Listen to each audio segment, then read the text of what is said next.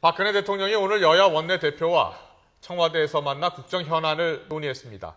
박 대통령이 취임 후에 여야 원내대표를 만난 것은 이번이 처음이고요. 정례화하는 방안도 제안을 했습니다. 네, 그렇습니다. 새정치연의 박영선 원내대표는 이 자리에서 박 대통령에게 김명수 교육부 장관 후보자와 정성근 문화체육관광부 장관 후보자의 임명을 재고해달라고 요청을 했는데요. 박 대통령은 잘 알겠다, 참고하겠다고 말했습니다. 국회 나가 있는 취재기자 연결합니다. 박주원 기자. 네, 국회입니다. 새정치민주연합이 2기 내각 후보자들 가운데 구체적인 이름을 대면서 대통령에게 직접 임명 제고를 건의한 것은 처음입니다. 구체적으로 어떤 대화가 오갔습니까? 네, 오늘 오후에 새누리당 이완구 원내대표와 새정치민주연합 박영선 원내대표가 대통령 회담 결과를 발표했는데요.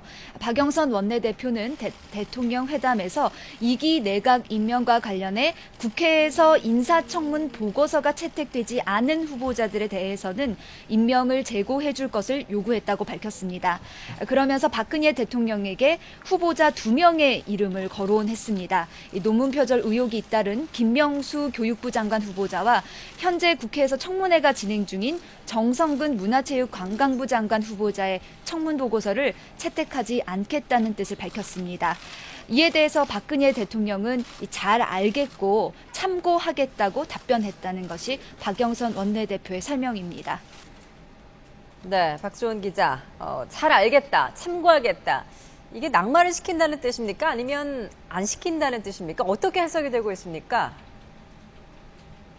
네, 일단 박근혜 대통령이 낙마를 시키겠다 아니다 이 확답을 내놓은 것은 아닙니다. 하지만 이 2명의 후보자에 대해서 지명 철회를 요구한 야당 원내대표의 말에 대해서 분명한 거부 의사를 밝히지 않은 것만으로도 낙마의 여지를 열어놨다는 관측입니다. 또 언급된 2 후보자 가운데서는 김명수 교육부 장관 후보자의 임명 제고 가능성이 커 보입니다. 청문회 전부터 논문 관련 의혹이 잇따른 데다 어제 국회에서는 동문서답 답변으로 국민 여론이 갈수록 악화된 상황이기 때문입니다. 하지만 아직 국회 교문위에서는 김명수 후보자의 청문 보고서 채택에 대한 논의가 정식으로 시작되지 않았고요. 인사청문 보고서는 국회 상임위에서 야당이 반대하더라도 여당 단독으로도 채택할 수 있기 때문에 새누리당의 최종 입장도 중요할 것으로 보입니다.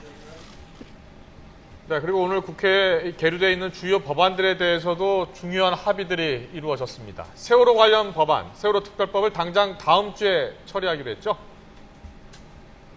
네, 이번 대통령 회담의 가장 큰 성과라고 한다면 아마 세월호 관련 법들을 처리하기로 약속한 것일 겁니다. 우선 세월호 특별법을 오는 16일 국회 본회의에서 처리하기로 했습니다. 시간이 없기 때문에 오늘부터 여야가 관련 상임위 협의체를 구성해서 실무 논의에 들어가기로 했습니다.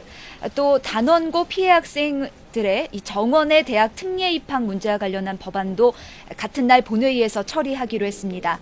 박근혜 대통령은 오늘 회담에서 정부조직법과 김영란법 또 유병헌 방지법 등을 국회에서 조속히 처리해달라고 요청했는데요.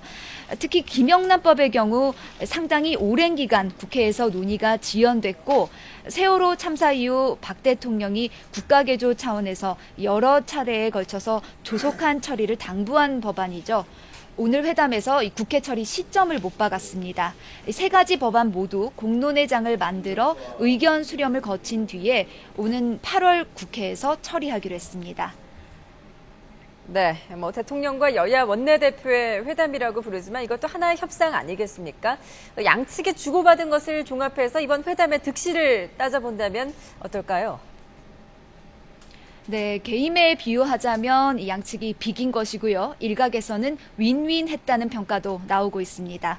오늘 여야 원내대표가 국회에서 나란히 회담 결과를 발표했는데요. 2 대표 모두 표정이 상당히 밝았습니다.